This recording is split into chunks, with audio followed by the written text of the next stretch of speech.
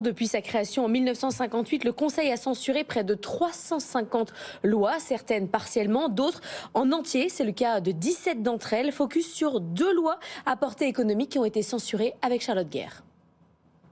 Premier coup de tonnerre, nous sommes le 24 décembre 1980. À l'époque, Raymond Barre est le Premier ministre de Valéry Giscard d'Estaing. Comme chaque fin d'année, le Conseil constitutionnel rend son avis sur le budget de la France. Et là, les sages censurent l'ensemble du texte pour vice de procédure. C'est du jamais vu et c'est d'ailleurs la seule fois dans l'histoire de la Ve République qu'un budget de la France sera retoqué dans son ensemble. Heureusement, une procédure existe, prévue par la Constitution. Elle permet au gouvernement de Raymond Barre de piocher dans les impôts existants et d'engager des crédits budgétaires.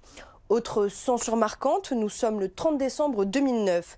Nicolas Sarkozy est à l'époque président de la République et il propose l'instauration d'une taxe carbone pour taxer les produits qui engendrent les émissions de CO2 les plus importantes.